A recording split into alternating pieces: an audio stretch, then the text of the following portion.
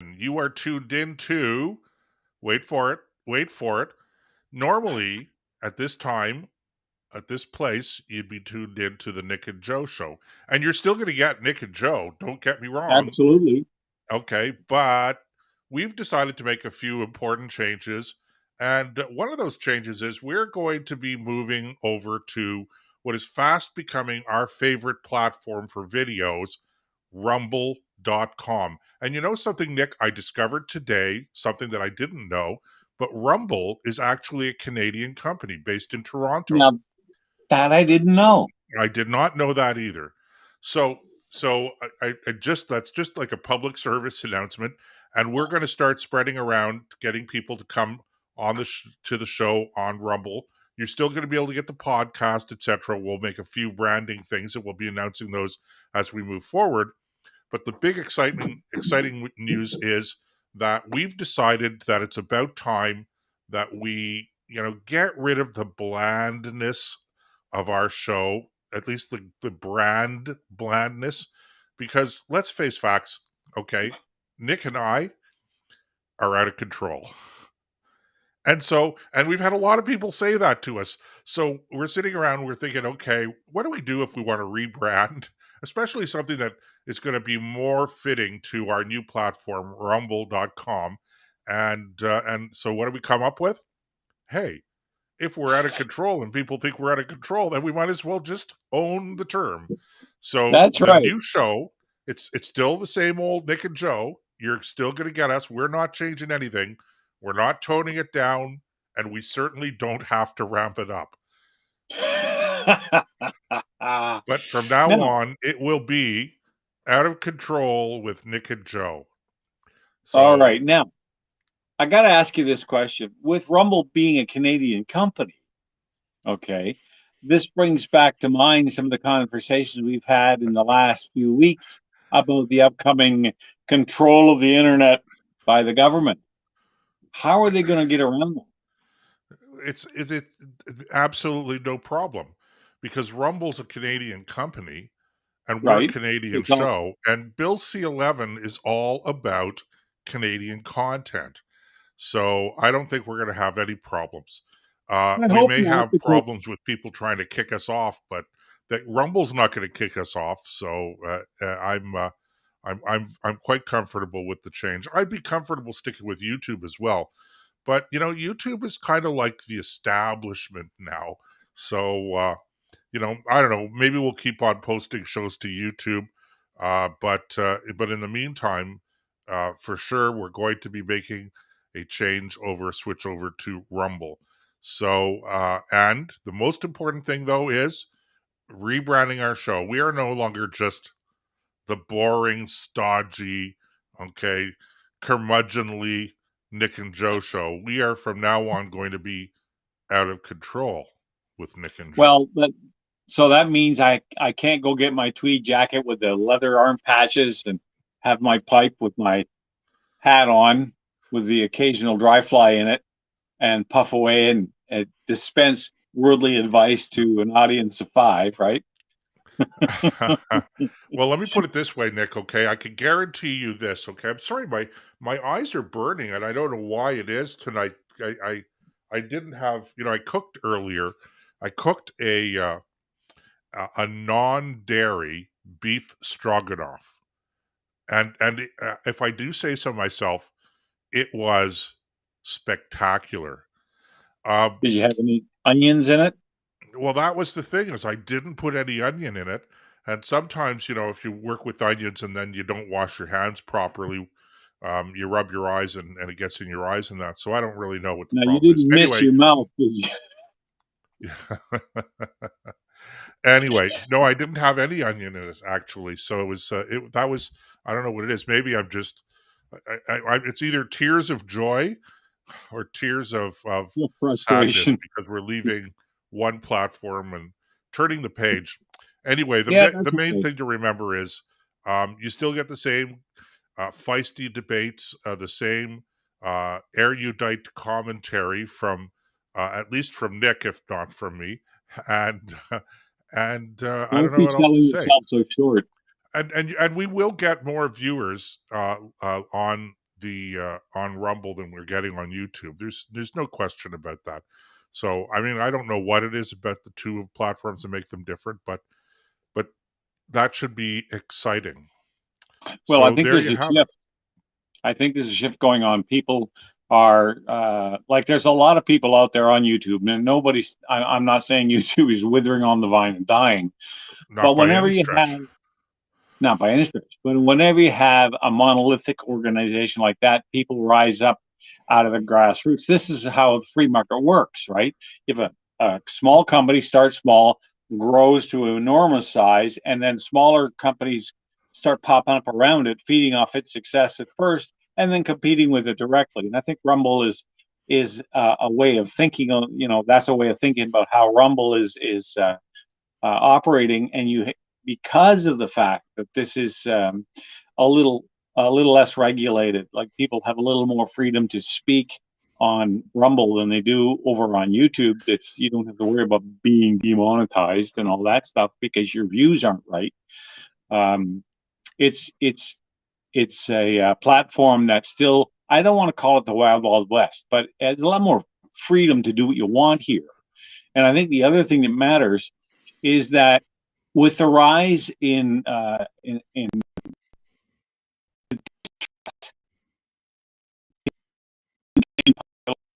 more people doing what we're doing than they, and I like to think better, but there's more and more channels now dedicated to exposing what's going on in Ottawa. And I think this is a good and healthy thing. There's plenty of room in the pond for more fish. The more people we can get paying attention to this and what's going on and being aware of the stuff that's happening up in Ottawa and the different legislators across the country, the better off the country's going to be. So I don't have any envy, or I don't look at them as competition. I think it's better late than never, and welcome to the party. Right. And really, quite frankly, it doesn't even matter what side of the political spectrum you're on.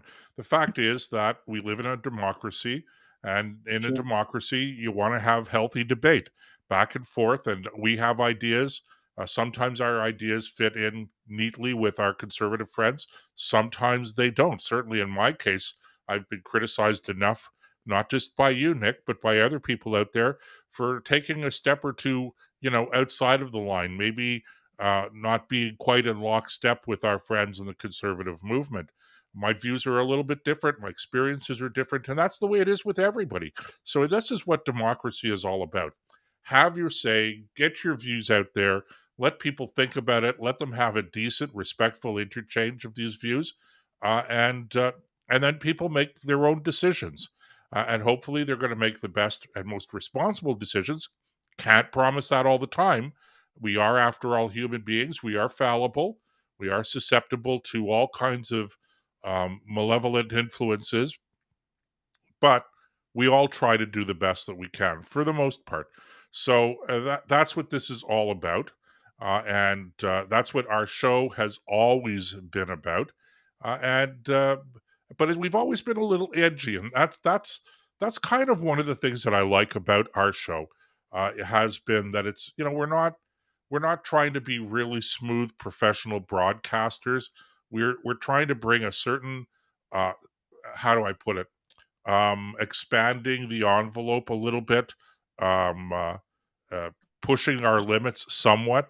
Again, in a respectful way, but not being constrained, not having to be living inside of that box all the time. And that's I guess one of the reasons why I enjoy working with you on the show, Nick. I guess between the Besides two of besides us, besides the fact that I also get my free grizzly bear. Is that That's not a polar bear in Soon Lookout. it's a So it's a black well, bear, right? blackberry. Yeah, that's what they had up in Sioux Lookout. It's a white We had, black bear.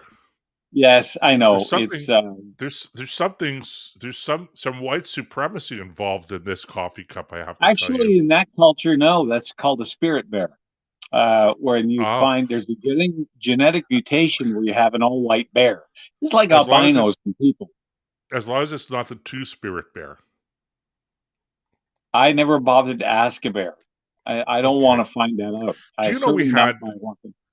I know I interrupted you, Nick, but while we're just touching base about bears, do you know that we had a couple of bears here in the neighborhood a couple of weeks ago, including one that they ended up well they shot one and killed one actually in Canada, but they caught Yeah. another one, tranquilized it in Center Point of all places. Now, you Center guys out Point. there don't yeah, you guys out there, unless you're from the Ottawa area, you don't know what I'm referring to. And even if you're in Ottawa, you may not know the neighborhood. But Nick, I know you know the neighborhood. That's where I Mike do. lives and all those guys. So just on the Holy it's on crap. the other side of the tracks from us here. Now, out here in BC, of course, bears kind of come with the neighborhood. We're staying in a little campground right now, and they've got a sign up says "bear in the area." Make sure all your bear attractants are secured so that the animals don't come sniff. And we were at the campsite this morning. There was a gentleman on the cell phone who was he was a local, just wanted to take his family out for a weekend or so, and he back on his property, and they had a female bear is called a sow, and a sow and a couple of cubs. So there's about 3 or 4 of them wandering around his property. And he was telling the person on the other end, say, look, they don't come in the backyard, leave them alone. But if they, don't kill them unless you have to. And Right. that's just the way it is, because there's so many bears and people mixed together. People come before bears, and Well, you don't want any nasty interactions. So you have to do what you have to do. But well, it's it's just, interesting that you make that observation about people coming before bears, Nick, because when the police or wildlife people, whoever did it, killed the one bear, there was a huge public outcry. I know. Why would you kill the bear? Why would you kill the bear? Of course, because it's trapped, it's dangerous, it's whatever, all of the things, right? So this led to them, of course. So I may have mistakenly said euthanized the other bear uh, Well, you said earlier. tranquilize. I if I said it, I didn't mean it. I meant tranquilized. No, I'm pretty sure I said you did tranquilized. say you did. I did. Okay. So they tranquilized the bear and took it out wherever they took it out and You know what? released it The back problem into the with wild. doing But that, though, the the reason I problem with mentioned doing. this, the Go reason I ahead. mentioned this, Nick, is because um, it's ironic. Both my wife and I were sort of looking at each other when they were complaining about killing the bear, and we thought, okay, yeah, you guys are going to protest euthanizing dangerous bears on wild bears wandering around in a residential neighborhood, but there's no outcry about euthanizing human beings. It's a kind of a Yeah, there's funny that. thing, right? Yeah, Ironic. exactly. This is called putting animals ahead of people. But even in the case of, you want to placate these people, all they've done is by tranquilizing the bear and moving it to another area. Uh, you're transporting the problem from one area to another. You're not solving. So now you have, because bears have territory, just like a lot of other animals do, and that territory can only handle and support so many bears. So if you drop 2 or 3 more in there because you don't want them in the city, instead of just taking them out, uh, then you now crowd the bears that are there. You cause all kinds of problems, 100 miles away. So it's not in your backyard, but it's in somebody else's now. You don't solve the problem. You just transport it. It's literally kicking the can down the road. And this is why people who have lost that understanding, people, they'll do anything to save a puppy. But they'll stand and take pictures of somebody taking a beating downtown. They'll never stop. They'll never think, well, maybe I should get involved and try to, help the poor guy getting his teeth kicked in. That's not part of the program. But you touch a bear or any other animal, and all of a sudden, I remember we had this conversation way back when I first started in radio at there in Ottawa. There was a farmer who had his daughter had dropped off. He's a dairy farmer, and he had a big farm, but he had all the cats he wanted. He didn't need any more cats. They're barn animals. They were there to control the rodents, and that was their job. And she dropped off a pregnant cat, And he kept telling her, come and get it. I don't want it. Come and get it. I don't want it. Come and get it. So she wouldn't come and get it. The cat gave birth. So he had to kill all the kittens. He had 2 minutes on the verge of being over by cats. And look, he hit over who I took the point of view that I'm taking now. I was in defense of the farmer.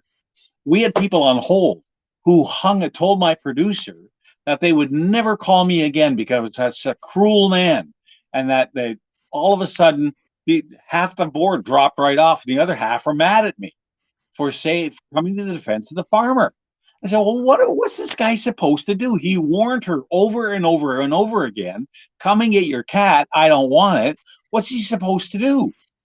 You know, you complain about songbirds being eaten by wild and half feral or even domestic cats to the point where they're almost on the verge of extinction in some areas. And that doesn't bother you, even though that's your fault because you let your cat out at night.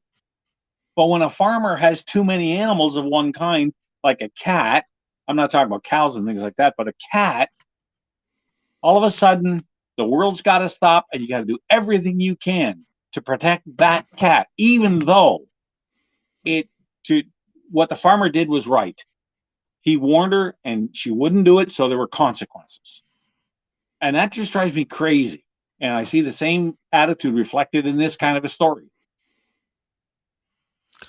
Nick, just letting you know, you are fading in and out just a little bit.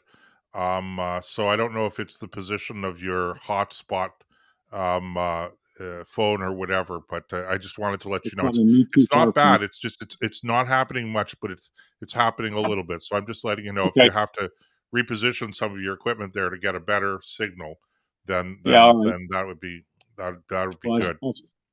I'm using my tablet, so I'll snuggle up a little bit to it, and that should help. So anyway, gosh, you know, there are so many things out there to talk about, and we never have enough time every week to get into all of the situation, etc. But I'm just watching the clock here. You know, we have a bit of time before we have to go for our first break, and you know, I'm thinking what's in the news this week, Nick, and you know, the first thing that comes to mind is that I saw, and I know you have a number of items you wanted to sort of delve into, but the thing that kind of was at the top of my mind was a story. We learned today that Paul Bernardo, a notorious serial killer here in Canada and probably around the world, wherever you're listening to this show or watching it, then you know all you have to do is Google Paul Bernardo. And if you follow crime anywhere, you probably heard of the name already. He and his girlfriend or wife, I don't recall if they were married, committed some absolutely horrific acts back, I guess, what, 20 years ago, thereabouts? Yeah. Late 90s? Maybe 30 now. You know, I think it was in the 90s, wasn't it? You know, it's funny. I've totally lost track of that. Of course, Carla is out of jail now. Did she? Yeah, she did her whole term, 12 years. Okay, because he was the span of the crimes from March 1986 until April 19th. I'm just looking at some information on him now. Two first-degree murders, 2 kidnappings, 2 forcible confinements, aggravated sexual assault, committing an indignity to a human body, life imprisonment with a possibility of parole after 25 years, declared a dangerous offender in 1995. He killed 3 people and at least 14 rapes and 6 attempted rapes from March 1986 to April 19th, 1992. So, wow, that long ago. So we're talking 30 years ago. Yep. He's now 58. My goodness. Anyway, so what I saw in the news today was that Paul Bernardo is being transferred to a medium security prison. And I don't understand the logic in that. Has he become rehabilitated? You know, there's My I don't care. wife wrote an amazing article. My wife was a freelance writer. She does still the odd columns for different magazines, etc. But a number of years ago, she wrote an amazing column in the Ottawa Citizen that was very controversial at the time. And the title of the column was "Some People Deserve to Die," and it was a pro capital punishment column. But when you Right. think about the kinds of things that this fellow did, this is a man. This is a man who deserved the death penalty. Absolutely. And so we don't give him the death penalty. How you sentence him to life in prison? Of course, life in prison in Canada is only 25 years. Right. Or so you could get paroled after 25 years. And But how do you not? Of course, we don't have capital punishment in Canada. So how is it that we don't have capital punishment? So we're going to now, you know, let this guy live in relative ease in a lower security prison. I don't get it Look, myself. as far as I'm concerned, that man should be dropped into a hole, the key thrown away, and a ham sandwich dropped to him about once a month. And if he makes it, he makes it. If he doesn't, he doesn't. He committed some of those heinous crimes. And I've said this before, Joseph, and you know this quite well, that to me, the defense of the innocence of youth is when you desecrate that innocence, you've committed one of the most heinous crimes a human being, especially when you kill them in the process. You've committed the most heinous crime a human being can commit. It's one thing to kill an adult, but we're talking children. And when he was doing what he did, he deserved everything he got and more. The hangman's noose was, that would have. I'm not normally a capital punishment guy, but in a case like this, I wouldn't. I'd have been the guy to pull the handle on the trap. That's it. I got no. And It's and hard. his, and It, his it's partner in crime. oh I man. mean, we've completely almost erased the controversy surrounding this from our minds. Okay, but my wife and I were talking about this a couple of weeks ago, completely unrelated to this news story. It just happened to come up in our conversation, and we were talking about Carla and the fact that Carla, she served full 12 years of her sentence. She got out, got a university degree or a degree, I understand, while she was in prison. Changed her name. She's married now. She has children. I don't know where she's living. I don't want to know where she's living. But the fact is that she was a full partner in these terrible crimes. And one of the victims for those of you who don't know, one of Bernardo's victims, Bernardo and Carla Homolka, okay, both of them, was actually Carla's younger sister, who Yes. was lured by Carla into that situation where she ultimately died, and was drugged by Carla because Carla had access to drugs. She was working in a veterinarian's office. She stole drugs. She drugged her sister, lured her sister, drugged her sister, and videotaped her sister being raped by Paul Bernardo, This and guy. I'm then just helped in disposing of the body. And she only gets 12 years. look. This is the one of the great mysteries of this whole case. Why did she get off so lightly by comparison? Well, they said they made a. I do recall this. Okay, they made a plea agreement with her, and so that I guess she was going to testify against Paul Bernardo.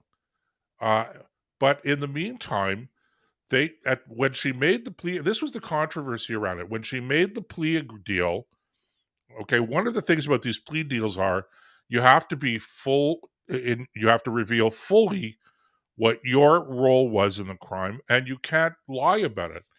And subsequent to her having made this plea deal, they found tapes, the videotapes, in the house. In fact, it was Bernardo's. Who was it? it was Bernardo's own lawyer Yeah, that had the tapes. Bernardo told him about where to find the tapes. He got the tapes, and then there was a controversy around what should he do with these tapes because they were pretty damning of his own client. But the main thing to take away from them was they were damning of Karla Homolka as well, because they revealed that A, she had lied to authorities about her participation in the crimes, and B, we didn't need the plea agreement anymore because the tapes themselves were ample evidence of the crime.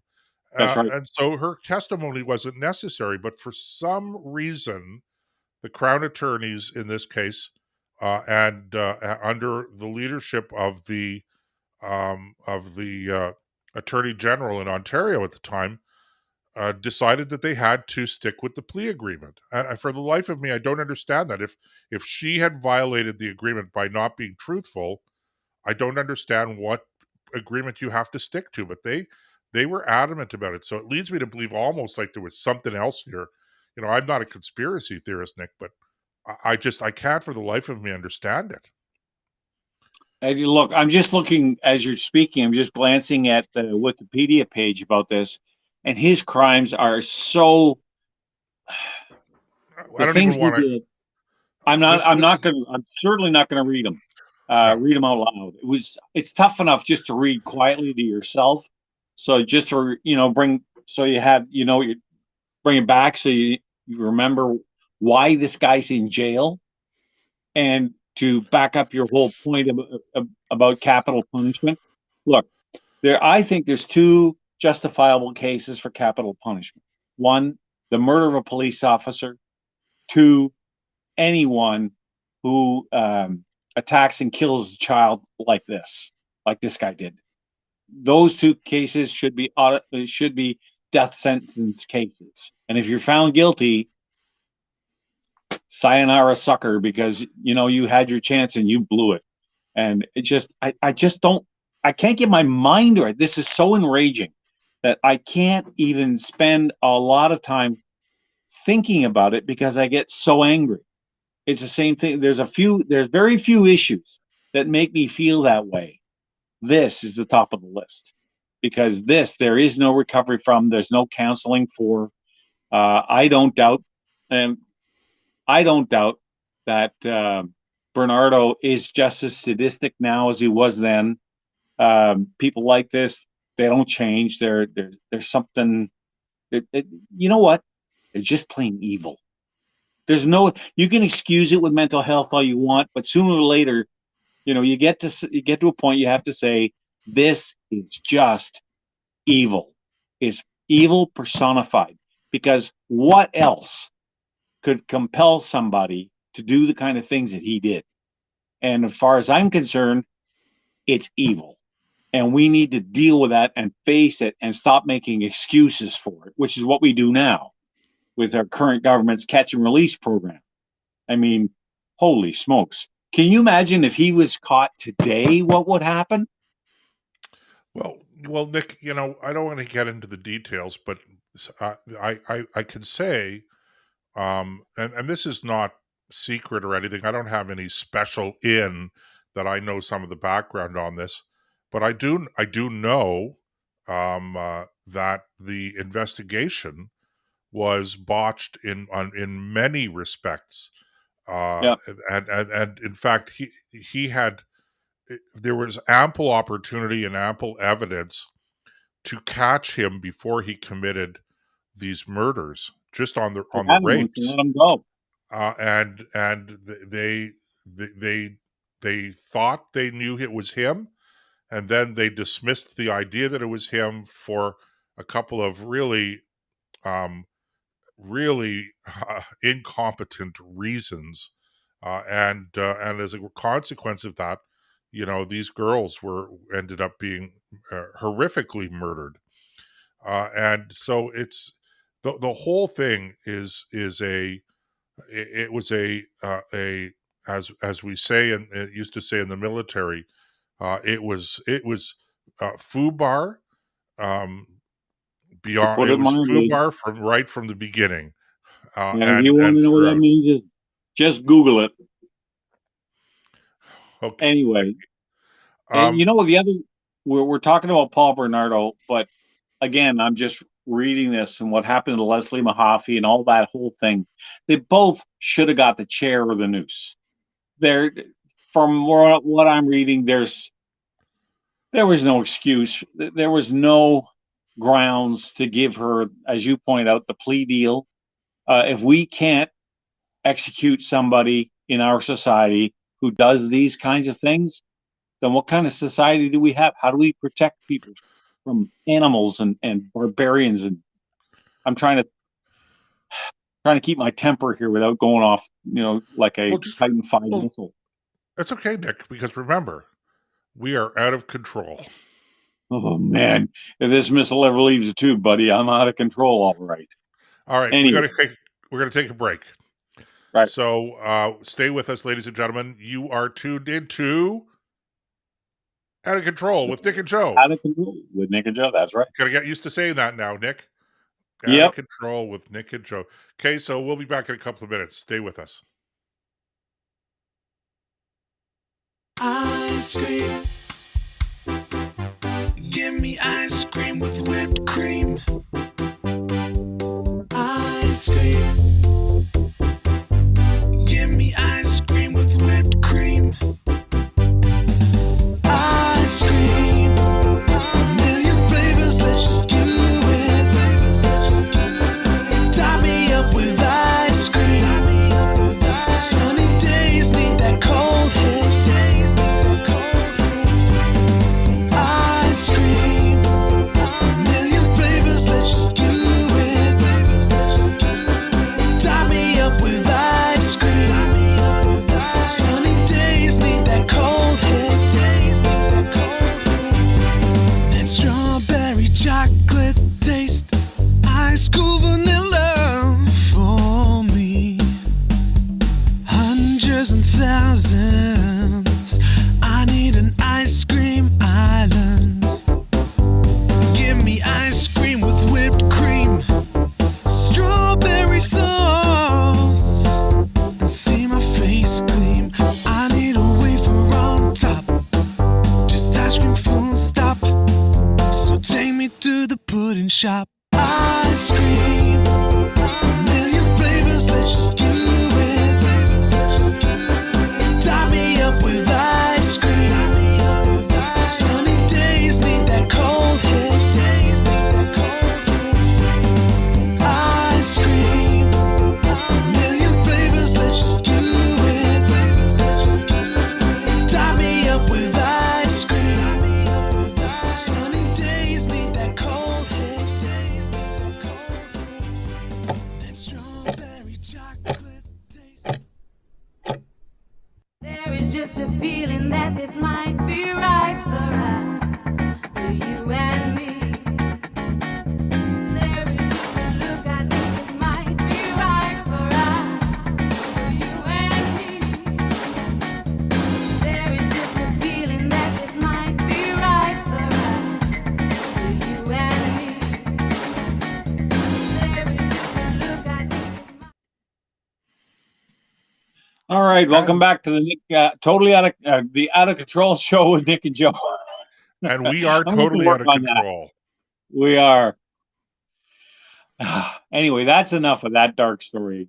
Wow. That's for those of you, if you didn't catch the first segment, Joseph and I were talking about the idea that Paul Bernardo is having his he's getting an upgrade from maximum security to medium security prison. And if you don't know who he is, just Google him.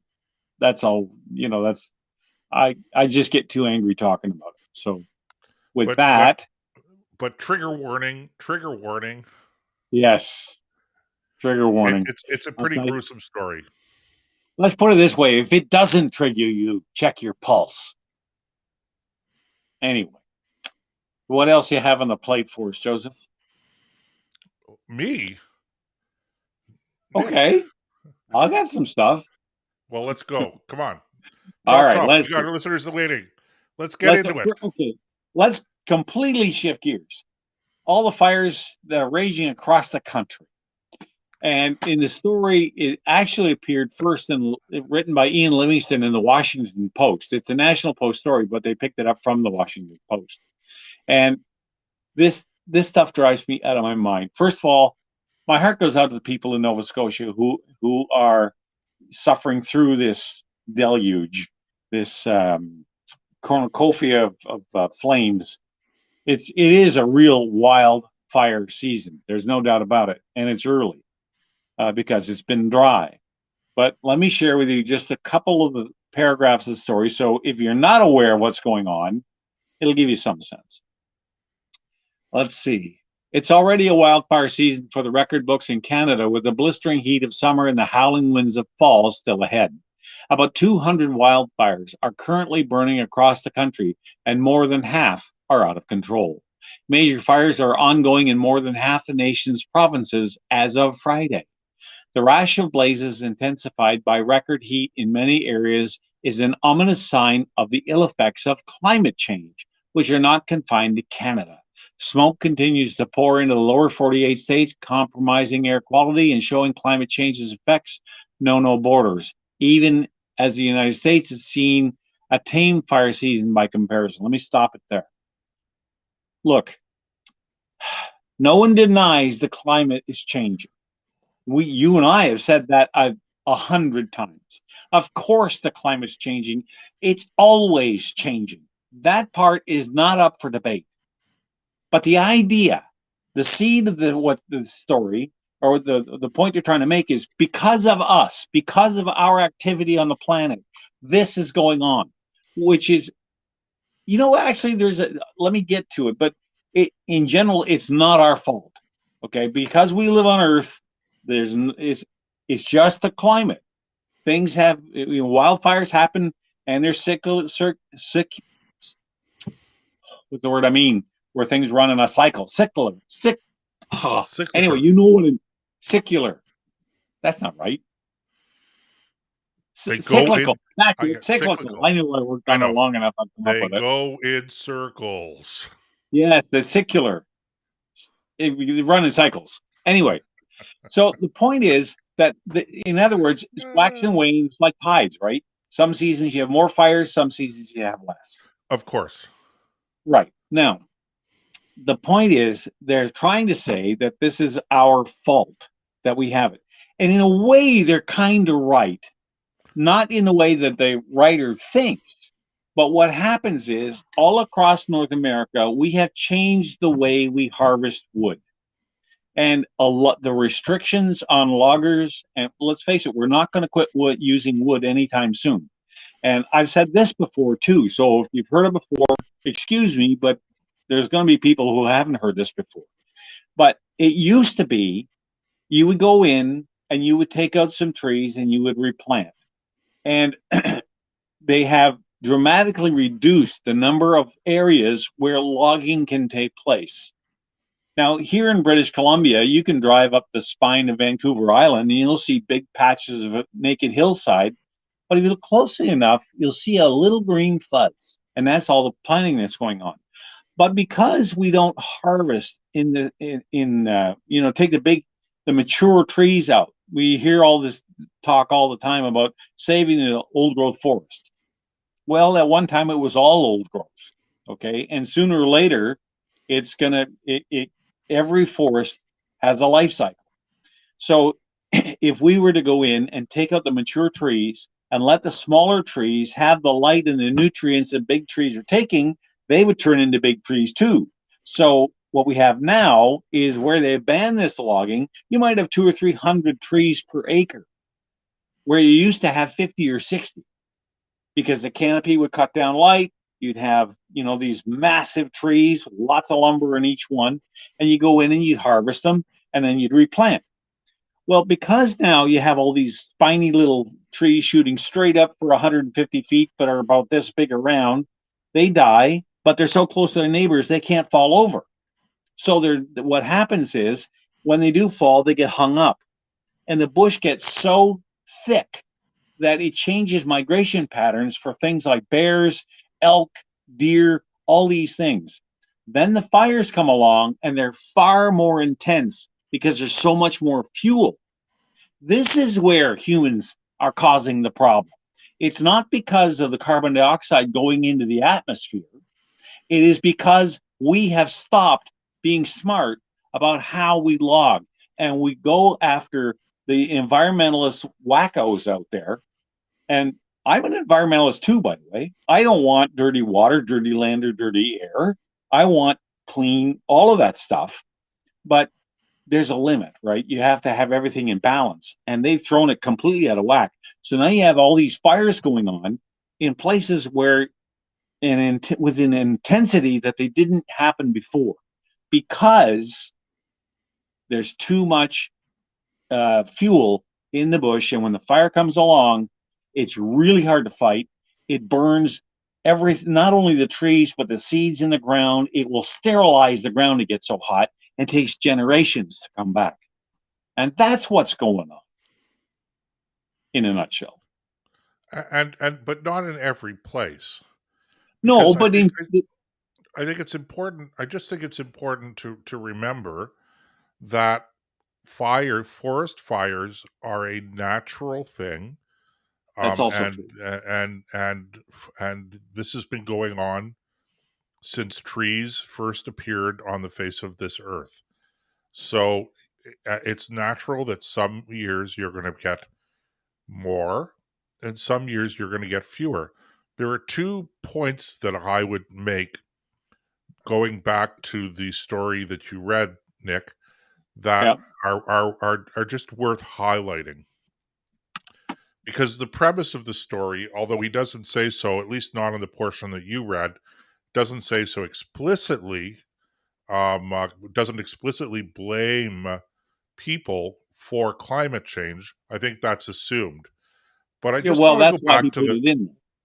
I just want to go back to the whole argument about whether or not climate change is a contributing factor to the intensity of the fires that we're experiencing here in Canada right now, because basically that's what he's saying. But oddly, he starts off, first of all, he talks about record heat, but Yeah. we are not experiencing record heat. Nowhere in the past couple of weeks or the past month, any heat records that have been broken are records for the day. They're not, it's not particularly stiflingly hot anywhere in Canada right now. It's just that from time to time, when you have hot periods, you're going to have days where the record high was for, May 31st was, and I'm citing here, I think in Ottawa, the record high for May 30th or May 31st was 27 degrees, which is comfortably warm. It's not sweater weather, it's t-shirt weather, but it's comfortable t-shirt weather.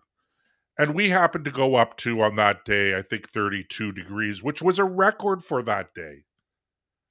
But 32 degrees is not unbearably hot.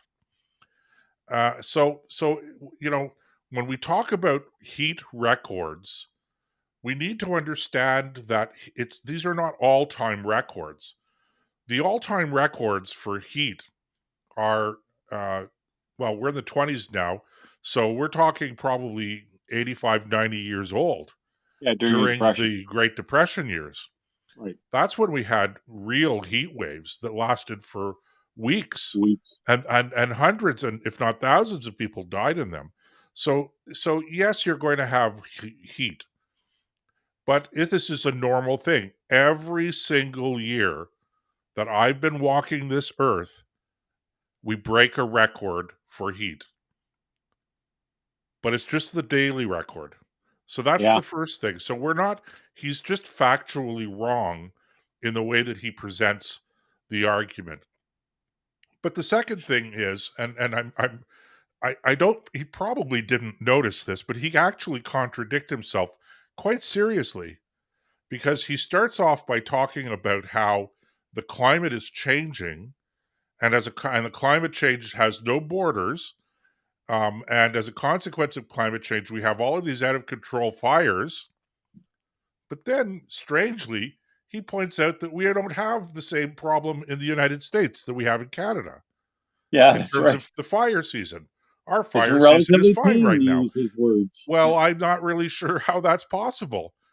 How is it possible that the fire season is fine at the 49th parallel? Above Well, the 49th parallel, one thing, below the 49th parallel, another thing. we've Okay. done this before where we talked about putting up that wall to keep that American heat down south. Remember that? Well, it was the other way around, because Oh, was it? Okay. the Environment Canada issued a report saying that Canada was heating up twice as fast as the United States. How do you even do that? Okay, Well, so first look, of all, they're closer to the equator. than we no, are. hang on. Let me make one more point, Nick. Okay, All right. that smoke, okay, that's drifting over the American border, okay, that actually should be contributing to global cooling, because it reduces the heat, the radiation from the sun reaching the earth. So it's like having a cloud cover, right? So, so Actually, in that respect, although he's talking about air quality, which is a different thing, but with respect to global warming, these fires are actually a good thing for the United States. let me read to you some of just the top 4 or 5 comments that follow the story. Bob says, it is May. The snow just melted. The ground has moisture and trees are green. The deadfall and the annual die-off caught fire. Should have listened to Trump and raked the forest, or at least did controlled burns like we used to before the wokies took over forestry management, which is just what I finished saying. It's true, but in fairness, okay, the amount of forest that we have in Canada You're not is going to rake it. it's immense. We've never done controlled fires in No, anywhere he's near not. more than a This is fraction of. Remember, of- this is first published in the Washington Post. so Yeah, these no, are I American. realize that, but I'm just pointing Okay. out that this is a natural thing. But anyway, go on. Science climate is 30 years of weather. Are you saying we will expect this next year and for the next 30 years? And then Steve says, not climate change. It's people lighting fires. For what reason? We probably don't know. And there is an element to that. There is an element. There is an arson element to it. And the last comment is from George. He says, the planet has warmed and cooled many times before humans even existed. Fact. This AGW nonsense should be rejected outright. And George, you get it right. Because this stuff, you know what? On top of all this, everybody's worried about our emissions. How much carbon is being put back in the air right now with all these fires going on? Because the combustion is not complete, not by a long shot. That's why there's all that smoke. And one of the main elements of that smoke is carbon dioxide gas. So all our efforts literally go up in smoke when we try to control how much atmospheric carbon dioxide gas there is. One fire season, poof, you're done. Anyway, I just want to bring that up because it's nuts. And you know what? I put this up on Facebook or Twitter or something like that the other day. I just want a leader, anyone, somebody with a platform that commands a little bit of respect to stand up and say, carbon dioxide gas is not pollution, it is plant food. Anyone who tells you otherwise is a flaming idiot or completely ignorant of the most basic science. You don't need rocket scientists to figure this stuff out. You learned it in grade school or high school. It's called photosynthesis. And if you don't know what it is, go look it up. And all of a sudden you'll go, oh, I get it now. Yeah. Because it's not that hard to figure out. Yeah. Look, I don't get into this argument, Nick. Of course, you are right. But then what ends up happening is, this is a classic example of a little knowledge can be a dangerous thing, is that the people then think, okay, well, the way to get rid of carbon dioxide in the atmosphere is to plant more trees. And in the short term, that has a positive effect. But what happens when you plant more trees? Well, more trees end up dying every year, There's not enough carbon dioxide. and all that happens then is that they release methane gas and carbon monoxide and carbon dioxide into the atmosphere. So the point to all of this is, okay, listen, we all believe in being good stewards of our environment. Okay, Absolutely. so live as clean as possible. Okay, leave behind as small a footprint, and I'm not talking necessarily carbon footprint, but as just saying as possible. It just makes sense. But this idea, this apocalypse, this it's kind of like they can't decide whether it's apocalyptic or utopian. They can't make up their mind where we are here. Okay, we're not on the verge of the apocalypse, and we have no intention of building a utopia. We're never going to accomplish a utopia. So do the best you can. Okay, allow civilization to continue to advance, and as we continue to advance, and as societies around the world become more prosperous, they get cleaner, and they're more environmentally friendly. It's as simple as You know, that. the proof of the pudding is compare the environment in a place like Yemen compared to here in Canada. Now, okay, there are going to be climate differences, like it's a lot hotter in Yemen, or compared Israel to Yemen. They're relatively geographically from a world, globe point of view in the same neighborhood. And yet in Israel, which is a highly developed modern society, they don't have a problem. The place is clean. But in Yemen, or you pick the country, the third world country, Well, look at the Ganges River in India. yeah, I mean, just look at India. yeah, No disrespect intended, but Israel is or not Israel. India is a hellhole. well, certainly. I mean, there's so how do you turn things around in India? Well, you're never going to turn things around in India unless you allow them to develop, and the population gets under control. The everybody is practicing, decent, clean practices, etc. It becomes the norm. But this is the outcome of development, of modernization.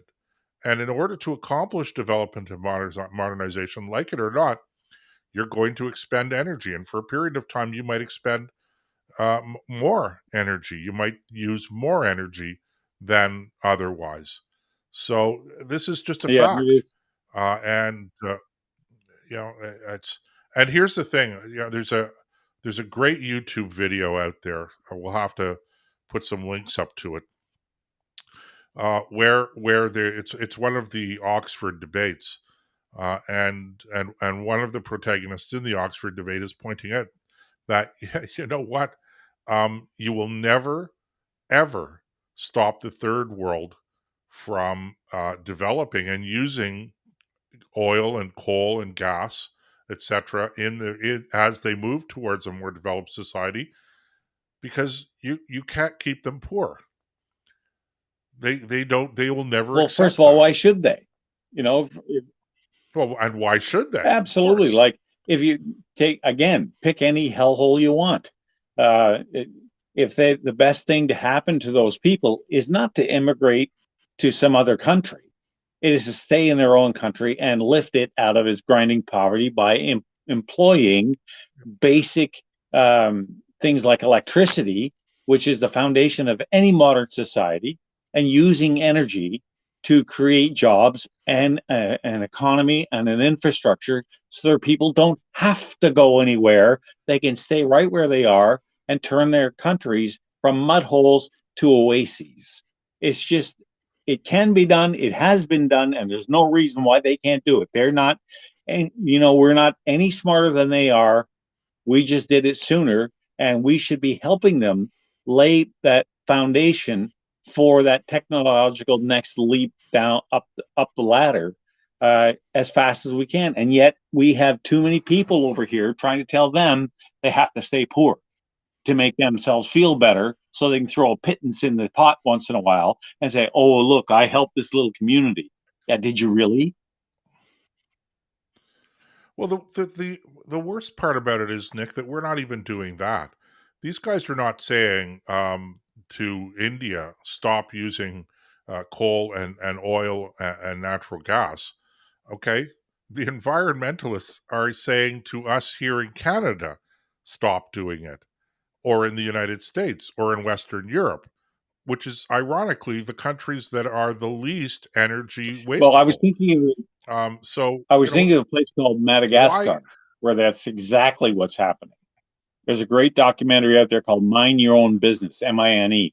And you watch that, and they won't let people in Madagascar. They're sitting on a mountain of coal. They could have cheap electricity within 5 years if they wanted it. But the World Wildlife Fund and different groups like that have said, nope, nope, nope, can't do that, can't do that. Bad for the planet. While people die from indoor smoke pollution because they're burning green wood to cook their food.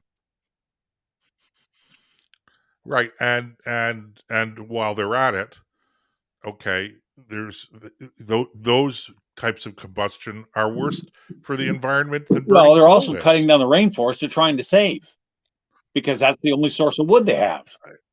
So yeah, It's all madness, Nick. It's all madness, and you know, I'm all for being environmentally responsible. But here's how you know how you practice being a good steward of the environment. You just go ahead and practice being a good steward of the environment. This is not a societal problem. It's not a political problem. It's an individual problem. If people out there believe in electric vehicles, go out and buy an electric vehicle. The problem is not the problem is that people don't want to, including the environmentalists who believe in electric vehicles aren't going out and buying them because they're too expensive and they won't put their money where their yeah. mouth is. So they insist on having tax rebates and forcing everybody in society, including people who are struggling to make ends meet to put food on their table, have to pay higher taxes in order to in order to help the rich environmentalists afford their so-called environmentally friendly cars. Yeah. So it comes down to everybody always worried about what everybody else is doing instead of just look after your own business. If everybody just looked after their own I read business, a book. this world would be a different place I read a book completely. one time that says you should worry about the splinter in the plank in your own eye before you worry about the splinter in the eye of your neighbor. Somewhere that's written. And I think there's a lot of wisdom in that. Clean up, as Jordan Peterson would say, make your own bed first before you go trying to change the world. And in a nutshell, it's saying the same thing because, look, I think a lot of people get caught up in this. I want to go to bed feeling good about what I did today without actually having to change anything. So they'll have a fundraiser or they'll make a contribution or something like that comes out of their wealth and out of their largesse. And I'm not knocking that. I'm just saying, don't think that means squat to some kid in Ghana who's got to wear Pepsi bottles for shoes. Well, I took the example of the electric Right. car. Okay. All right. So for all of you environmentalists out there who believe that we should be driving electric cars, but you can't afford an electric car, take public transit. Okay, that's for not. But you're not taking public transit either. Okay, so there's a lot of hypocrisy. But where the rubber really meets the road on this. Okay, is for all of you environmentalists out there, get rid of your backyard barbecues. No more barbecue season. No more coal-fired Don't hibachis. buy No more carbonated drink. coal fire pit in your Hey, backyard, you really okay? want to hit them where it Come on, hurts? guys. Tell them to stop buying Perrier and champagne. Then we'll see how committed they are. Perrier champagne. One of the errands I have to run tomorrow is I have to go to my local Canadian Tire and I have to pick up CO2 canisters for our homemade soda water. Oh man, I don't hear anybody arguing about that. I don't hear the Liberal government arguing that we have to get rid of soft drinks, which is all that's carbon what makes dioxide, it fizzy. And that's what makes it fizzy. Yeah, well, I've always said, okay, well, I will believe that they take CO2 seriously when they start banning soft drinks because they contribute to global warming, Yeah, allegedly. Of course, they're not going to do it. And guess what? I go to receptions on Parliament Hill, okay, that are organized by the environmentally wacko Liberal government, for instance. And you know what they serve champagne. there? Well, not usually champagne, but Yeah, soda, that's true. Yeah.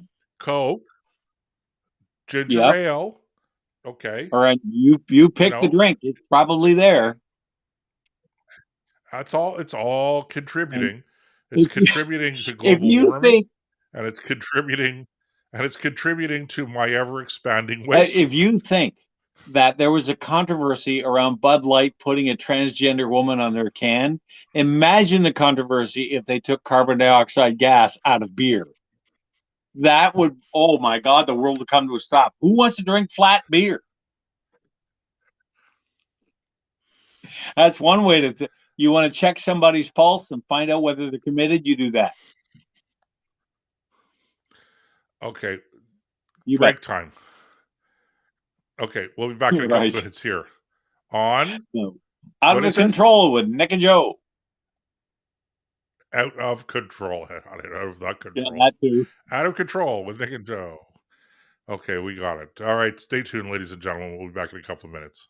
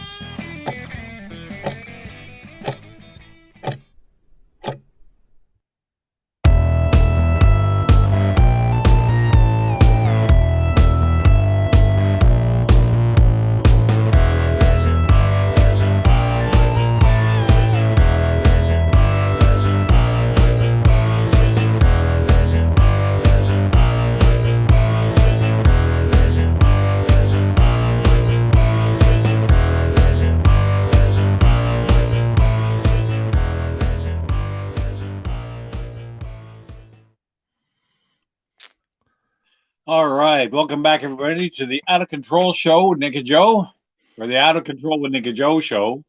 I'll figure this out. I'll get it done. I'll get it hammered down. You are We tuned into Out of Control with Nick and Joe. There you go. That works. See, Joseph's Yeah. getting better at it than I am, which is Well, a no, bit it's because acceptable. I'm good at doing the jingles and stuff like that. You're kind of like the talk radio expert, Nick. Well, expert. Well, yeah. Well, let's just say I have a little experience with that. Speaking of talk radio, I was. How did that come up? Oh, I had a conversation with somebody the other day, and we got talking about the media and all that stuff, and I mentioned in passing that I had been an on-air host in terrestrial radio. So of course we get talking about politics and different things, and he was very despondent about this whole wokeism thing and how that the world's just seemed to gone mad. And I pointed out a couple of things. First of all, I think the tide is beginning to turn, and I'm feeling more hopeful than I did, let's say, 6 months ago, about the end of this wokeism. It's a fad. It's annoying. It's just plain foolishness. But there's a couple of stories I want to bring to your attention that I think support my case. The first one comes to us from, let me find the right one here. No, not that one. Here it is. Okay, the headline is the largest U.S. children's hospital will no longer offer transgender medical procedures. Okay, well, that's good news in and of itself. All right, I'll read just a couple paragraphs of this, and then I'll share the other story that I think you're beginning. And there's more to this, so we're going to flesh that out. But because I think this can't go on, this has to stop. And what I've said that before too, but I think in this case, a lot of people are kind of nodding and saying, not only is he right, it's time we do something about it. So here's a little bit of this story. Texas Children's Hospital, the nation's largest, will no longer offer transgender medical procedures for children, according to the hospital's CEO, Mark Wallace.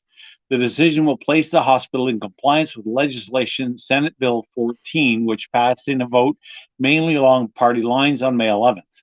The legislation will take effect on September 1, once it's signed into law by Governor Greg Abbott, who has signaled he will do so. Under the legislation, procedures and treatments for gender transitioning, gender reassignment, or gender dysphoria that are intended to transition a child's biological sex will be banned. All right, so just to give you an idea of the kind of situation, the kind of mentality that's wrapped up in this this kind of thing. This is called a painful decision by Mr. Wallace. Let me just share with you two more lines out of this, and I'll move on to the story. I've been clear: any gender transitioning procedures that hurt our children constitute child abuse. Oh no, I got the wrong guy. That's not the one I want.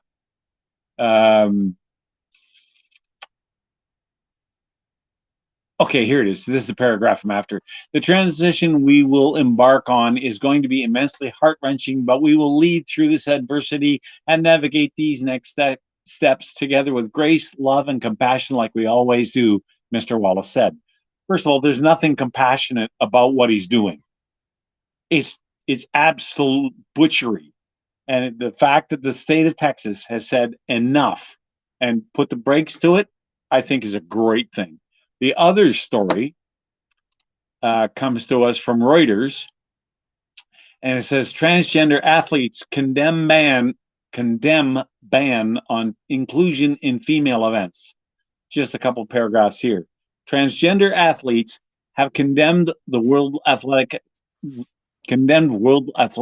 exclusion of transgender women from elite female competitions, while the decision was welcomed by some sportswomen as a win for fairness.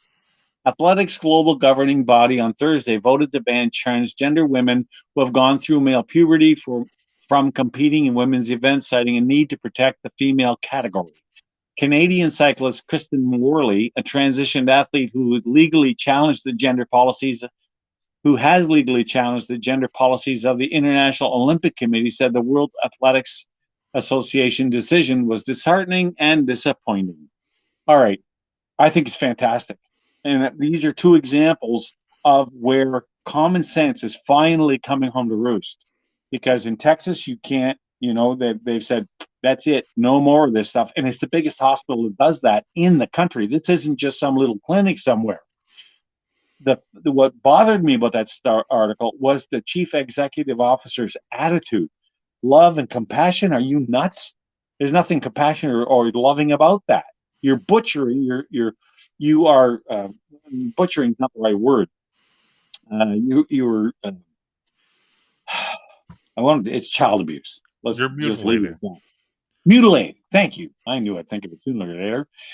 So anyway, and on the other front, we have women who are high level athletes competing in world class events, refusing to stand on podiums with transitioned athletes.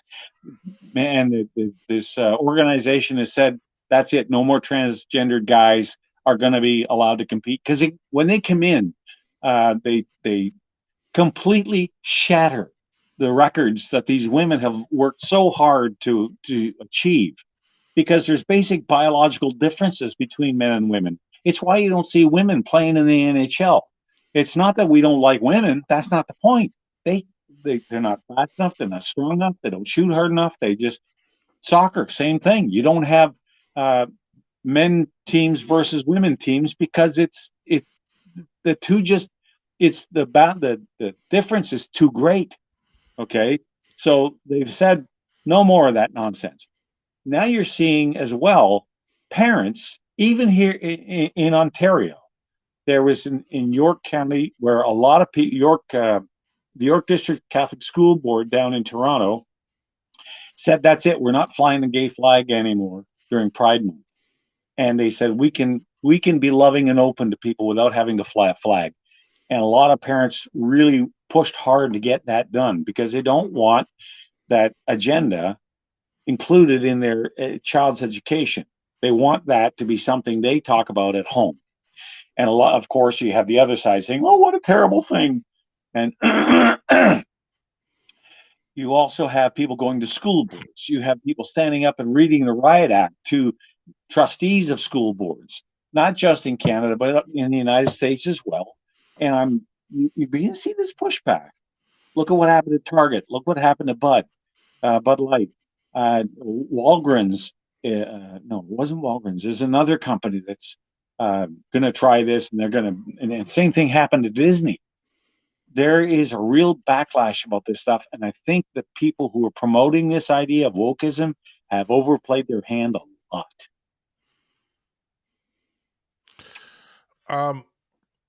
Yeah.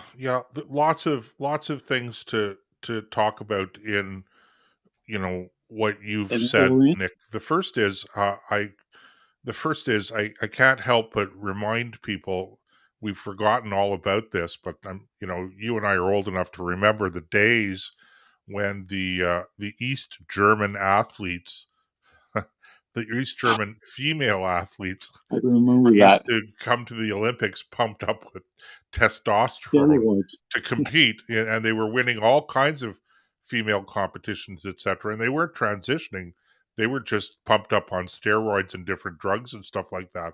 Right. And it's funny because in a sense, that's kind of what is happening now. And why do I say that?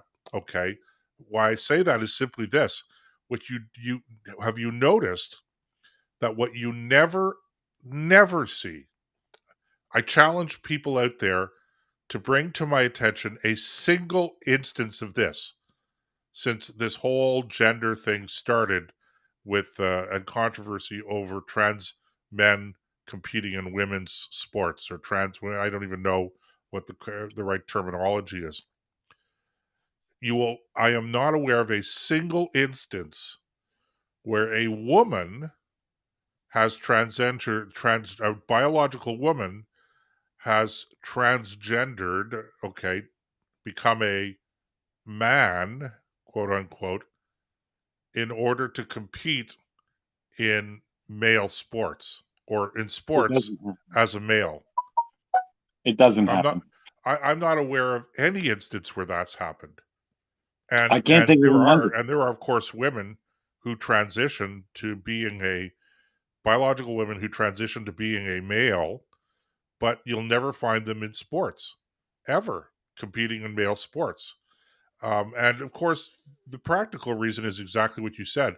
But one wonders how many of these individuals, how many of these trans men, and remember, we're not talking about necessarily men who've had operations and et cetera, et cetera. We're also talking about people who are still biologically male, but it's part of their gender expression. And what comes to mind immediately, and I'm sorry, I should have looked up his name, okay, but I don't recall his name, but this is quite recent, where the individual who won and set a record in the London, that is to say London, England, marathon in the women's category Right. was Right. a man, but he ran as a woman, and because he was allowed to run as a woman. Yeah. But the thing about this fellow, and I'm sorry I don't remember his name, but only a week before he had run in another marathon in the men's category. And what you have to remember is that when you're competing in these things, they're serious competitions. There are rules. Mhm. You can get disqualified, etc. And you don't just get bragging rights. In many of these types of competitions, you actually get cash prizes, etc. Right. So it really it makes a difference. Well, And Yeah, so there's. the idea of pushback, by the way, York Regional School Board is not Toronto, it's Toronto suburbs. Oh, But sorry. Okay. I'm familiar with that particular case. I spoke about it a few times on my own show, the Joseph Benamy show. That's my Right. plug, one of my plugs for tonight. But Where we talked about this, and and my attitude is, this isn't the problem for me. Is not trans versus non-trans and all of that stuff. Okay, that itself is problematic to begin with. But for me, the issue is, why do we have to have any sexual activity affirmed, celebrated, embraced in elementary and secondary schools? As far as I'm concerned, if it was me, call me old fashioned, call me a curmudgeon, call me whatever you want to call me. I don't even think you should have proms. Now, I know it's become a tradition and all that, but the truth is, I think you send kids go to school, and they go to school, and they should be concentrating on one thing and one thing only, and that is learning. That's it. And all of the social stuff and that, they're perfectly free to engage in whatever social activities they want to engage in outside of the school. The school doesn't have to be involved in anything sexual with the children. So for me, I would be just as much opposed to a pro heterosexual marriage movement or club or whatever in a school as anything else. I'm opposed to sexualizing our children's schools. Period. Full stop. Same sex, heterosexual, homosexual, metrosexual, okay, LGBTQ plus ABC, two spirited, whatever you want to call it, it doesn't belong in our schools. Our schools, and the fact that we've gotten into this whole debate about same-sex relationships being embraced and celebrated in our schools is a product of the sexualization of our schools that was going on already. Now, I'm That's not true. arguing against teaching biology, okay, but that's as far as it goes. I'm not against sex education in school, but I'm saying that sex education ought to be limited to how the plumbing works, okay? And forget about education about how you engage and what are, and eroticisms and things like that. So none of that belongs in our schools. And I don't think I'm being unreasonable when I take that position. And I think that if we all embrace that position, we would have perfect equality in our schools on all questions of sexual orientation, etc. So when I say this, I'm not saying that I embrace the whole LGBTQ agenda. I don't. But I'm saying that I'm reluctant to get into the argument at a school level. I think that the best thing for us to do is for us to say none of this belongs in our schools. Period. I would agree. I agree with you. Unfortunately, the battlefield has already been picked, and to quarrel over where the battle should be fought is, a horse that's long dead. It's in our school. It's there, whether we like it or not. So the argument being put forward is we need to root as much of it out as of our schools as we can. But Now, Nick, isn't it look, from a tactical point of view, doesn't it make more sense and isn't it easier to simply say no more sexual activity around our schools, period, and just completely forget about the what should be acceptable and not acceptable. To look, me, the argument is easier if we just I'm say not. it's all I'm not acceptable. saying that's wrong. I'm saying let's move towards that, but understand. First of all, you're dealing with people, and Yeah, you're dealing with people at one of the most tumultuous times in their lives. And whether we like it or not, issues like this are going to come up in the education system. Just because you've got I'm thinking high school now. You've got teenagers with raging hormones attracted to each other, and they're confined in a building, shoulder to cheek to jowl, so to speak. And there's going to be attractions and things are going to happen. Nobody, I don't, and I'm not suggesting you're denying that. But I think the only difference I would make is the idea that we have to stop condoning it. Let's face it, it's going to happen. You're going to have boy meets girl or people meet people or however you want to label it. And, they're going to do what they're going to do. But the difference is, like, it's one thing to understand something's going on. It's another to condone it. And that's where I'd really get upset. Look, okay. it- But go ahead. but my argument, Nick, is okay. I don't want to condone any of it in the schools. Fine. I'm I, with I you. don't I'm just, I don't see any. I don't know why we have to draw the line and say same-sex relationships are out, but other heterosexual relationships are okay. So we're going to celebrate one and not the other. Okay, I have my strong moral views on that, but from simply a tactical point of view, and quite frankly, from an equality point of view as well, I don't understand why we feel that it's necessary to again to have any kind of sexual activity endorsed, facilitated by the school. Period.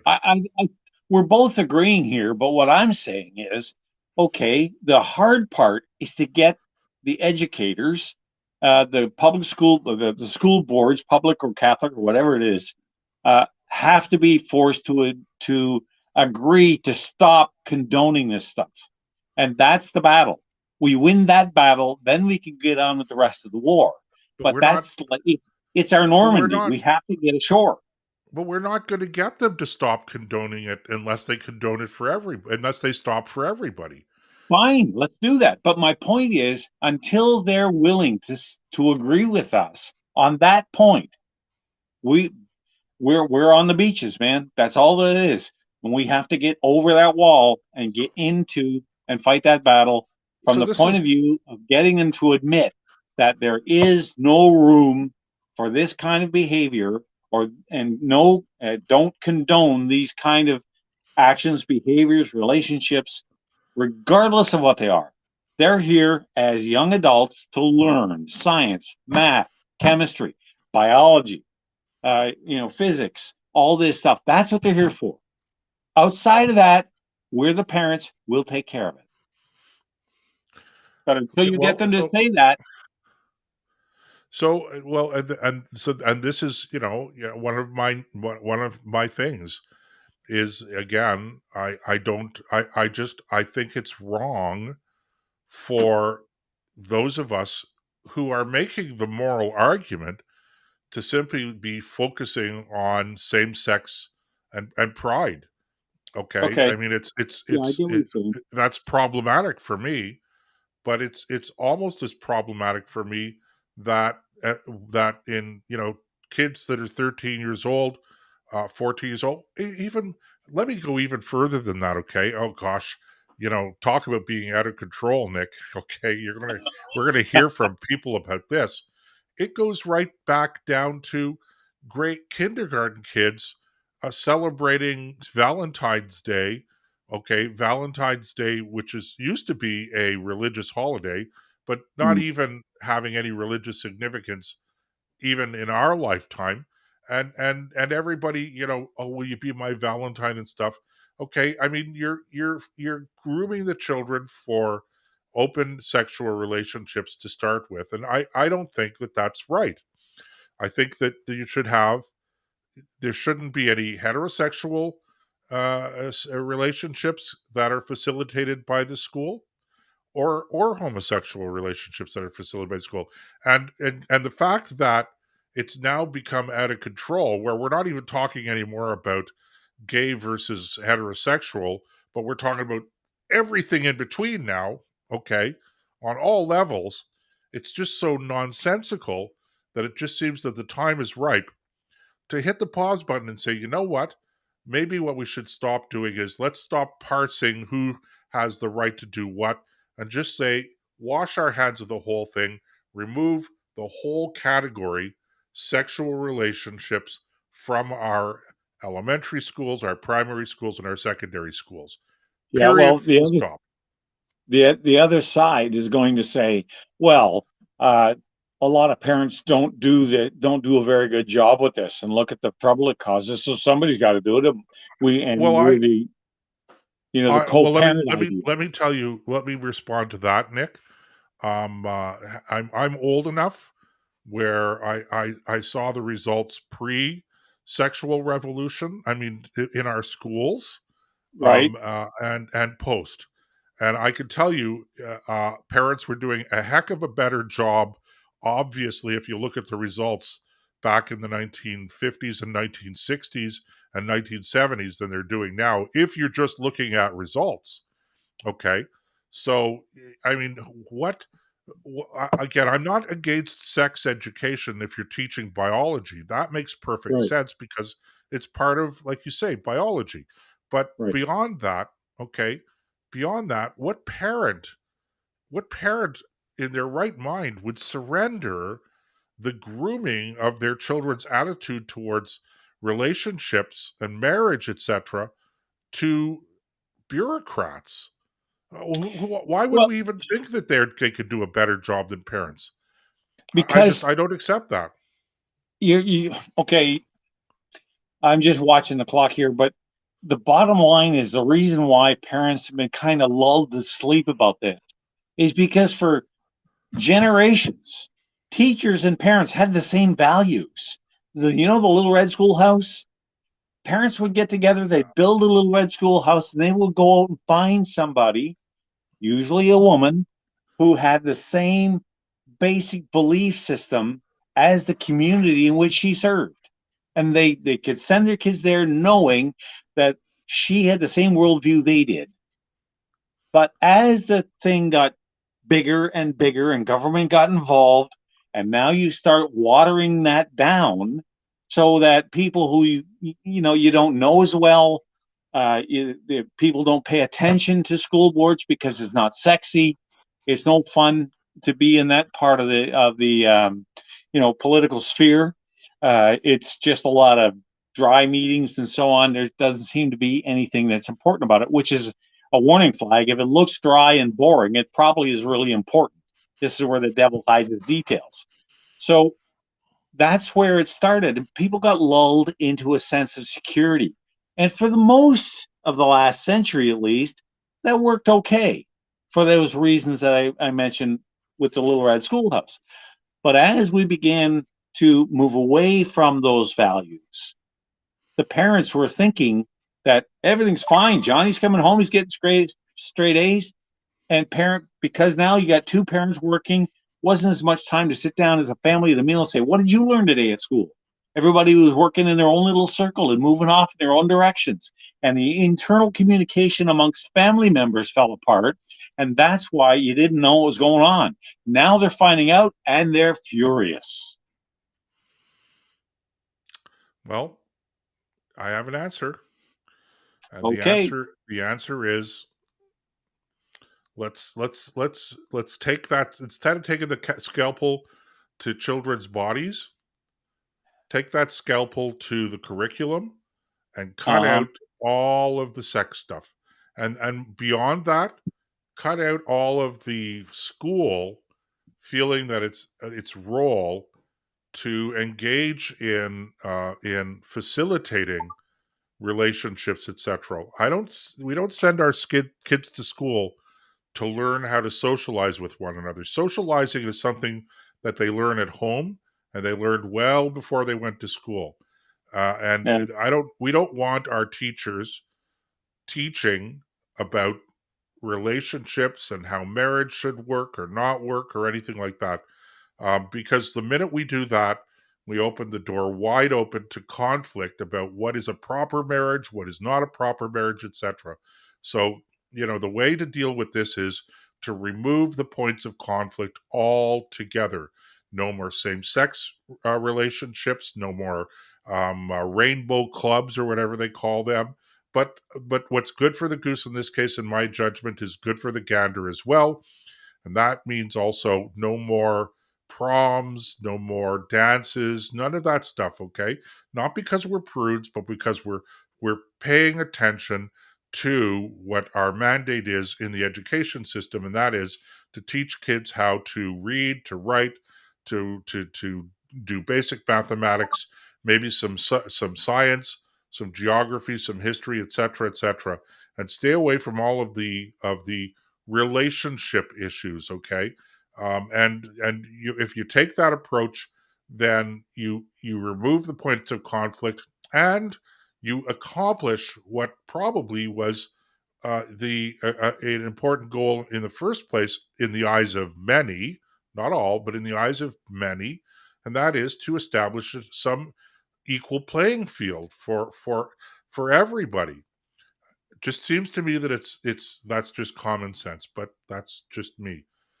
All right. Okay, let's go for our final break. We'll be back in a couple of minutes here on the Out of Control with Nick and Joe.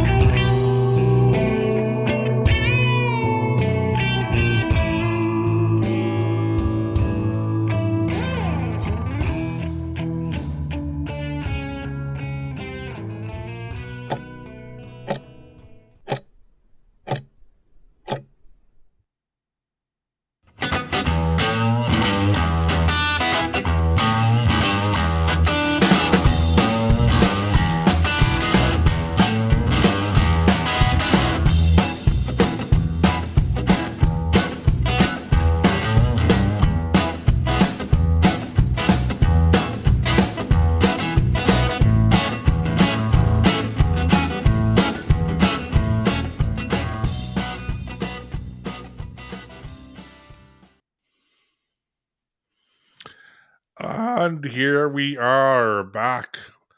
You are watching Tuned Into Out of Control, our new show with Nick and Joe.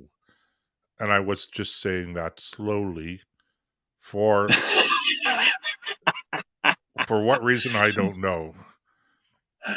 For Oh, effect, well, for maybe drama, it was dramatic. I was just going to say dramatic effect. narrating with dramatic effect. Okay. Now, I'm here in Ottawa. Nick is in. Are you in Souk right now, Nick? I am. I'm on. I am right in Souk. Yep. Are We're you on the board? boat. Yeah, as Are a you matter on- of fact. Are you on board the boat? I'm just showing a little bit here. That's the helm up there. And I'll turn it around and give you a shot of that's the far side of the harbor. I don't know if you can see it or not, but yeah. So anyway, yeah, that's where we are. Right, and it's dark here, or it's almost dark here. Not here. Of course, It's only 25 to 7 here, yeah, which means we've got another 25 minutes of show to do. or thereabouts. Or thereabouts. Yeah. Or I'm just, thereabouts.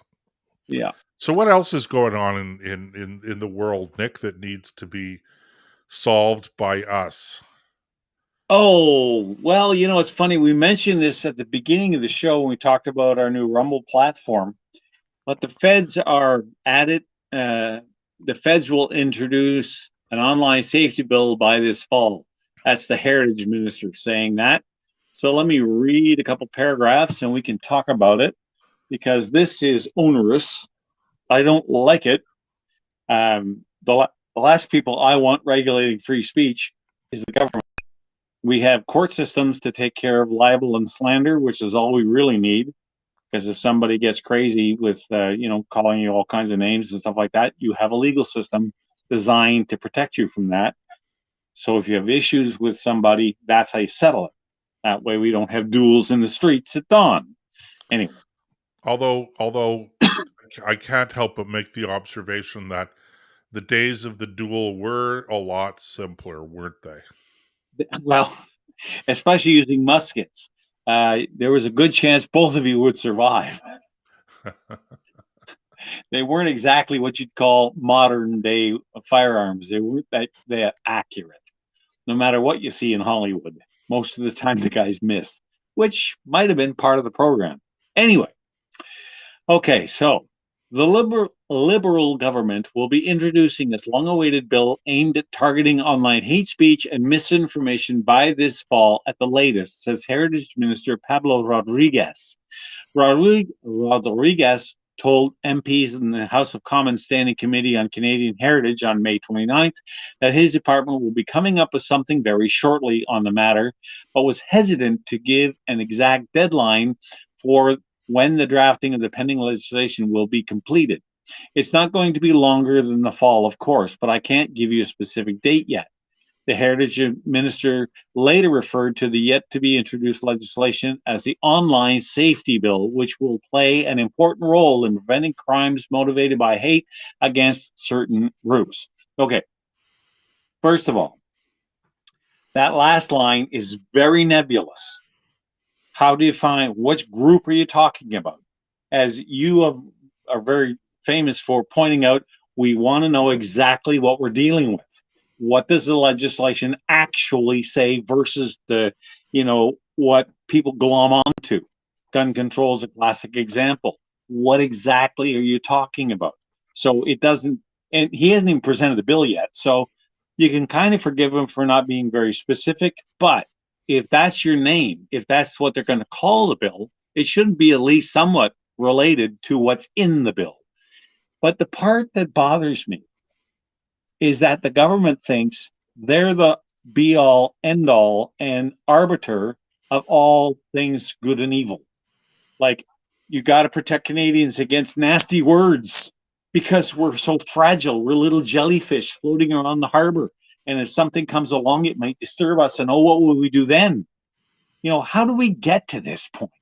We've been around, people have been around in North America for 10, 15, 20,000 years. There have been Western Europeans here since Jacques Cartier and the back to 1497, Columbus or whenever it was, or the Vikings. We've been here a long time, and we got here without the Liberal government holding our hands. And the whole idea that this coming up with something very shortly just makes me nervous, because we have, for most of our history, used common sense and decency when conducting our affairs in public. What you say behind closed doors in your own home, that's your business. You can say whatever you want. That's supposed to be what living in a democracy is all about. Now, if you go out in the public square and you begin to defame someone or tell lies about someone that simply are demonstrably not true, we have, as I alluded to earlier, a court system to deal with that. So this kind of stuff makes me nervous. I don't like this. I would not support this. Look at when Jordan Peterson stood up and said, I will not be compelled to use certain words, compelled speech. Okay. That was a hint of what's coming. And I think that they're going to try to do the same thing this way, because they're saying, well, we want to protect Canadian culture. Well, you can't even define that. Tell me, Joseph, what is a Canadian? Well, don't conflate that with that debate with the what they're proposing is going to be included in this upcoming legislation, because they're really two different things. And while I don't support Canadian content rules, compared to what they're talking about with this bill that has not been presented yet, that's pretty tame stuff. I am an adamant opponent of empowering the government to regulate speech for any purpose. It's I just wrote a piece about this and it's a column on my website, josephbenamy.com, all one word without the hyphen. And I deal with the whole thing about hate speech. Look, there is such a thing as about hate speech. As this is an example of how I don't always walk in lockstep with my fellow conservatives, and they're all going to label me as a closet liberal when I say this, but I'm saying it. There is such a thing as hate speech, okay? But just because I think that and hate speech can be harmful, but it's not the responsibility of the government to regulate speech. That is far more dangerous than any danger that there is to hate speech. The antidote to hateful ideas, foolish ideas, if you want to go down that road, is the complete freedom to counter those ideas and to expose them for, as I say in the column, the malignancy that they are.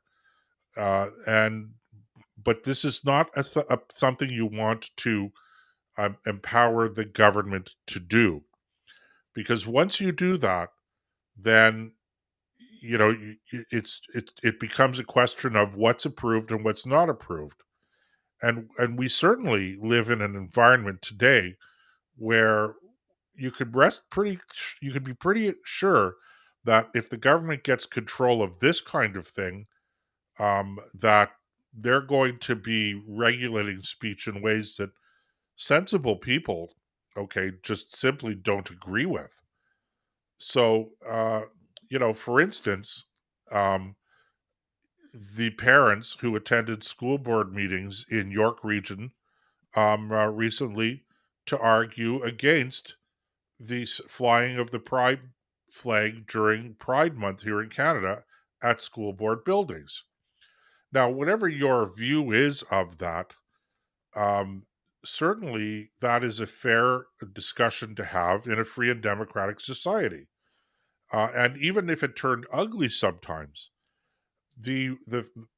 what will happen, what I fear will happen, is that if a piece of legislation like this is in fact introduced, and it hasn't been introduced, but is introduced and passes, then you could very well have a situation where the government, and I could very easily see this given the zeitgeist that we have and we're living in right now, I could very easily see the government saying any kind of online petition, any kind of Facebook posting, any kind of Twitter posting that suggests that it's wrong to fly the gay pride flag out front of schools is hate speech, and therefore we're going to shut that down. Yeah. I'm not predicting it. I'm just saying that we live in an environment where there are a lot of things that upset people, but are still, in my judgment, don't cross the line, and that a government that has this power is going to step in and regulate or proscribe. You know, I've said this before, Nick, and I'll say it again. The lesson that we learn from history is not what happens when you have freedom of speech. Freedom of speech where people are promoting idiocy and hatred. That's been going on forever. All right. You're Yeah. going to have people that are going to do that. But the totalitarian governments out there, inevitably, without exception, when they come to power, however they come to power, and it's not usually because they've been promoting hate, okay? But when they do come to power, they consolidate their power and they prolong it by preventing people from speaking freely in opposition to whatever the government is doing. And so that's the danger, of course, of having governments being able to regulate speech. And the classic example of this, of course, is Nazi Germany. Now, I hear a lot of people in my community, and again, I believe there is such a thing as hate speech, and I don't dismiss the danger of it, and I don't dismiss the harm that it potentially can do and does do to its Right. targets. Yep. But, okay, it's absolutely the wrong lesson to learn from Nazi Germany. When people say, "Well, look what happens when you have," as some people have called it, unfettered free speech. We have to outlaw hate speech, otherwise we could have something like Nazi Germany. And I say, well, no. Actually, there were a lot of people who otherwise may have voted for the National Socialist Party in free elections in Germany who didn't, precisely because of their kooky ideas about Jews and Aryan race, etc. And there were those who probably voted for them in free elections that thought, well, that's pretty kooky, but I don't think that that'll ever come to anything. But remember that the National Socialist Party of Germany never came to power with a majority of support of the Germans. And once they came to power, okay, they used the power of the state to oppress any opposition. You couldn't go out on the street and say, this government is bad because of what they're doing. So, or because of what they're saying about the Jews. So it wasn't that it wasn't the hate speech that clearly emanating from the Nazi Party, including when they were government. It was the absence of any countermanding, countervailing opposition speech. And the youth at that time, during that time, they were only exposed to one idea. They weren't exposed to a multiplicity of ideas. And if you dared to step out of line and speak publicly against the government, and there were people who did that, you were arrested and you were severely punished. And by the way, the punishment for this kind of thing in Germany at that time was not pleasant. There were students in university who protested and gave out leaflets against their own government during the Nazi regime. And they were all arrested when they were found out. They were tried, convicted, and beheaded. That was the punishment in Nazi Germany. Yes, for violating their speech laws. So I'm not comparing Canada with Nazi Germany or potentially or anything like that. Far from it. But it's important to understand the importance of free speech to the maintenance of freedom, okay, and to limited government. You have to have free speech, and you have to ensure that the people who have the levers of power in their control don't get to decide what is and is not authorized speech what should be punished and what should not be punished. Okay. I remember one of the founding fathers of the United States. Um, I want to say Jefferson, maybe it wasn't him, but somebody said that take away all my rights but my right to free speech. And with free speech, I will win them all back again. That's how important free speech is. It is the indispensable right. Yep. That And is the one. it is a profoundly dangerous thing to put your trust in the government, in any government. And gosh, everybody knows I am not a conspiracy theorist, but you cannot allow the government, any government, good or bad, to determine what is and is not acceptable speech, and to empower them to silence those who engage in so-called unacceptable or unauthorized speech. That is a Well, then terrible, terrible precedent to set. And I can't. because One more point, Nick, and then I'll shut up about this. You can tell I'm very passionate about it. yes, Is this okay? All of the talk about Bill C-11, okay, C-11 passed. This was about Canadian content, and it was about regulating the internet, but more from a Canadian content point of view. This, what we're talking about now, is completely different. I didn't agree with C-11, okay, but everything what their government now is talking about doing is everything that people were afraid would be included in C-11. C-11 did not include all of the stuff that we're talking about now.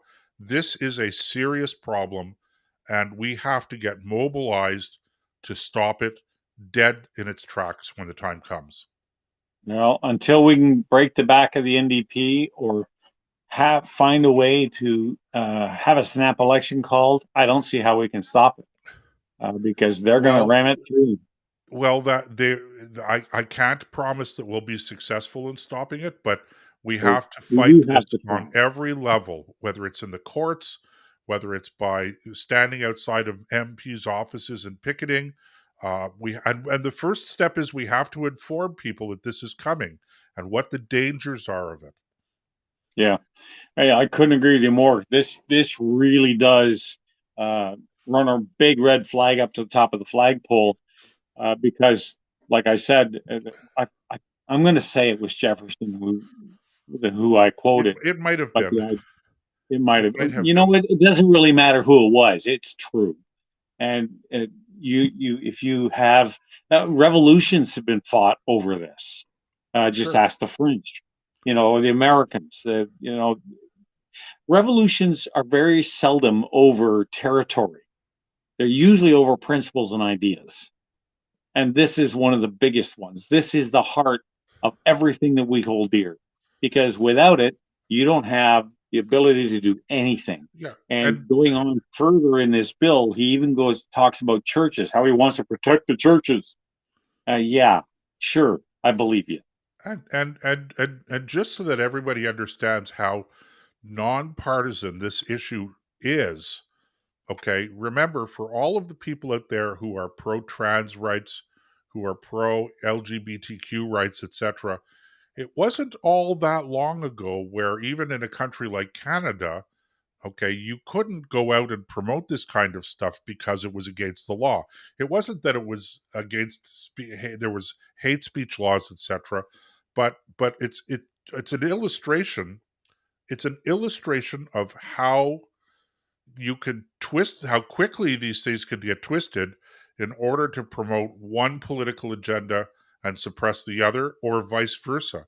And you do not want the government to have this power. And this is why I'm quite adamant about this. And we have to educate people that this is coming and that they need to start now, right away. They need to start thinking about how they're going to oppose this and how they're going to make their views known about it. It's a very serious problem. Well, we'll do our part by keep bringing it up and try to alert as many people as possible to this. This is probably the single most dangerous piece of legislation ever come down the Canadian pike.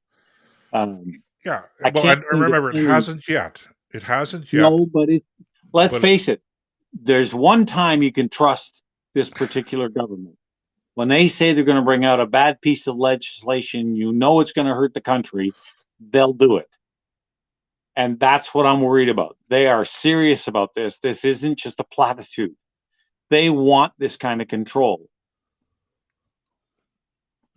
Well, we'll do our best to Stay on top of it. educate people, and you know, if you're watching the show, if you're listening to the show, maybe you might just be catching it at a glance because, as I said, we're new on Rumble, and this particular show was not live tonight on Rumble, but we're going to be doing live shows starting very soon. But irrespective of that, the first thing you have to do is click on the subscribe button. You know, it doesn't cost anything to subscribe to a Okay. show on Rumble or YouTube or any of those other platforms. All it matters is you're subscribing and you get a notification when a show is been posted or started. And this is a place where you're going to get completely honest and accurate information about this kind of thing. So that's the first thing I would say, and tell your friends and neighbors about the show as well. Put them into the know that this kind of thing is coming, and they can count on our show, or they can count on my show as well. And my website, go to my website and subscribe to updates so that you can continue to be informed of what's going on out there right now.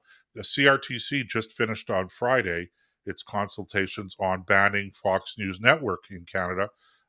We'll have to see what the result of that is, but I've been saying wonder to what people it'll all be. along, get involved, send in your comments. You do not allow anyone to tell you, people are going to tell you, why bother, the system is rigged. Don't buy it. Don't agree with it. Don't let that stop you from having your say. Because Evil if things this, happen when good men stand silent. that's it. Bad governments are the ones that are elected by good people who don't vote. That's right. Okay. And it's the same thing with bad policy and everything that's bad about a democracy. There are a lot of problems that we have in our democracy right now. And maybe to a certain degree, a rigged system to a certain degree is part of that. But that's not a reason for you to be derelict in your duty as a free citizen in a free country. And that is what Canada is today still. We're still a free country, and you and I are still free citizens until they come and they put us in jail for expressing our views on these kinds of things. So take advantage of the freedom while you still have it to protect it. And don't allow anybody to tell you why bother voting, why bother getting involved, why bother signing a petition, why bother calling my local representative. All right? The answer to that is because if you don't, you guarantee that we will lose these battles. I can't guarantee that we'll win them by engaging, but I can guarantee you that if we don't engage, we absolutely will lose. Couldn't agree. Wayne Gretzky said it best. You miss 100% of the shots you don't take. That All right, is Joseph. absolutely true. That's right. Let's, I think we have to wrap it up. That's about 2 hours, I think. My eyesight's any good. So it is. Yep. We're just coming up on 2 Mhm. hours now. All right. Well, with that said, I want to thank you all for joining us for our first Out of Control show. There will be more. Trust us on that. And in the meantime, we'll see you all again next time. Ubiqueritas et amor. Dea CBS. Good evening. God bless. Don't let anything stop. Don't let anything disturb your peace. And may you have a fair wind and a following sea.